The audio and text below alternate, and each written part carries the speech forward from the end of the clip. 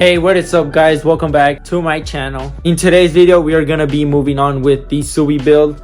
Today we are gonna be replacing these spark plugs on my 2004 Subaru WRX STI. Now I messed around a couple times with these spark plugs. In the first year that I bought the car, I ended up getting a misfire on cylinder 3.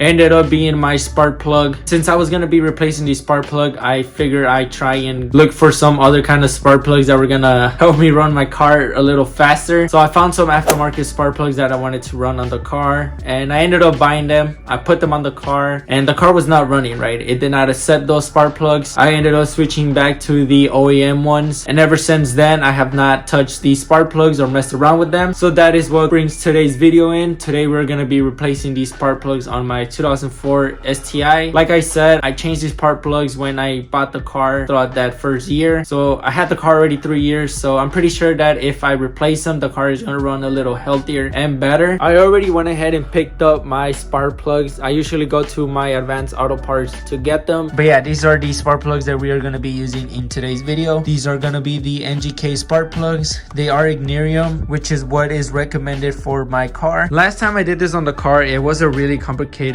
process because I didn't have the right tools or experience to do it. But ever since then, I've been working on cars, and I feel like I've been getting a little bit more experience on how to use the right tools on the right job and just how to work my way around things now. So in order for you to know how many spark plugs your car needs, you want to check your owner's manual. But normally you're able to tell how many spark plugs you need by the cylinders of your car. For example, this is a 2.5 liter turbocharged engine. It is a 4-cylinder, so that means we have 4 pistons in this car, which means we're gonna need 4 spark plugs. Luckily, with the pack that we bought, there is 4 of them, so that worked out pretty well. They are pretty hidden in the car. Now, last time that I did this, I broke one of them. Luckily, I was able to take it off, but you wanna make sure that you take your time with this and that you do not rush it, because if you get anything stuck in the engine while you're trying to take those spark plugs out, you're in for trouble. So you wanna make sure that you take your time, you don't force anything. This is what we're gonna be working on today. There is gonna be 2 spark plugs that are gonna be located on the left side, and then you got 2 more spark plugs that are going to be located on the right side. Now the easiest ones to do are going to be the ones right here. All that we're going to have to do is remove the intake, and then we should be able to get access to remove the spark plugs. Now on this side, you are going to have to remove the battery and the windshield wiper reservoir. So that is what we are going to be doing first. We are going to be attacking the hardest ones to get to, and then we're going to do the easy ones. First thing we are going to do is we're going to be removing the battery. It is being held down by these 2 bolts, so we're just going to remove those 2, which is a 10mm. Then we are going to be unplugging our battery terminals. We are going to be disconnecting the negative first, and then we are going to be disconnecting the positive, and then we can move on to the windshield reservoir. Now this is only being held in by 1 screw. There is supposed to be another one over here, but I don't know where it is. But when you take this out, there's 2 things that you want to look out for. One is going to be that sensor right there, and then the second one is going to be a little hose that guides the fluid into your car. So when you take that out, you want to make sure that you hold on to it and you don't let it go everywhere.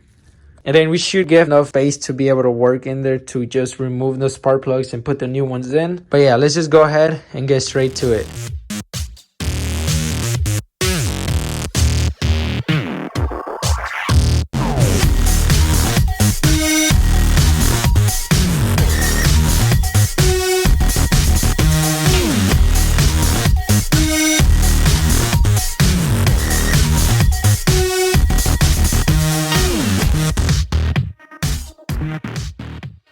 Now there is a lot of wires on the way, but if you pay close attention, you should be able to see the 2 coil packs under there. That is where these spark plugs are gonna be, but these coil packs have a sensor connected to them, so you want to remove the sensor first. After we remove that sensor, we're gonna be removing the bolts that are holding in that coil pack. There's just 1 bolt on each coil pack. They're both gonna be a 12mm bolt. So I'm just gonna go ahead and start removing both of them right now.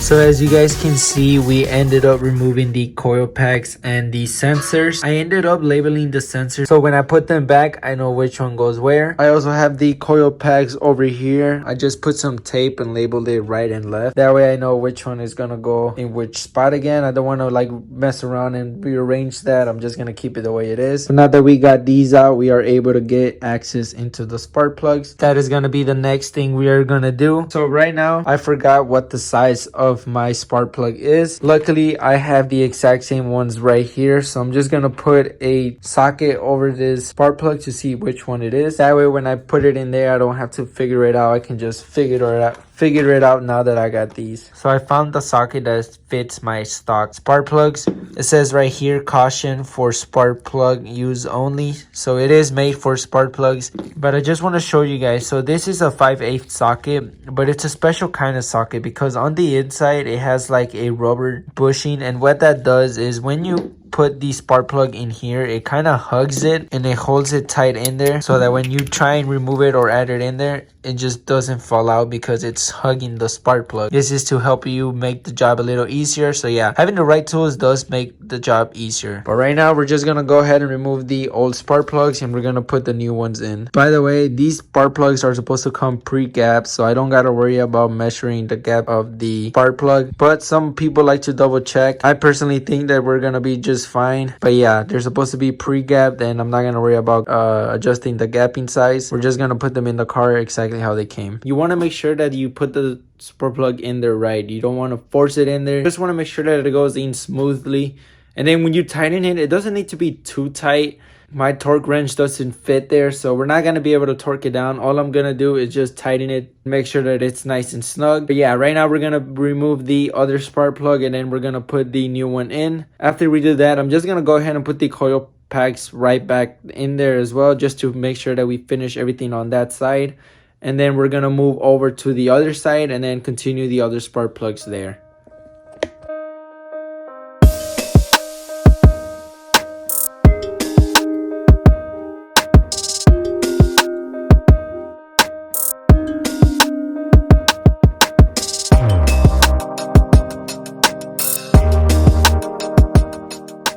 Now that we got this side done, we're gonna move on to that side over there. Now on this side, we're gonna start off by removing the intake. To remove the intake is gonna be pretty easy. All we're gonna do is loosen the clamp so that we can take the intake out. And then you wanna make sure that you take this sensor out. You wanna be gentle with this, you don't wanna break this. But yeah, this is just being held in by 2 screws.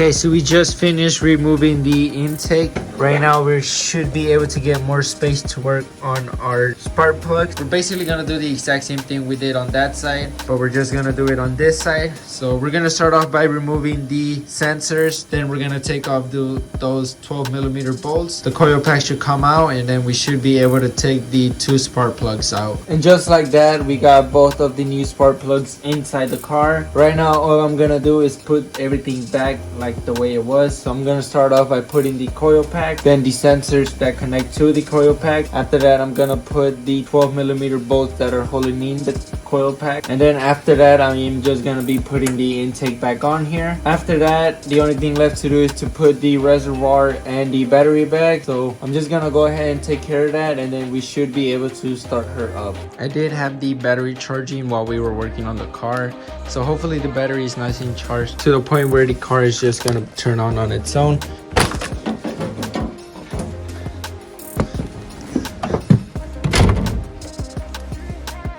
Alright, here goes nothing.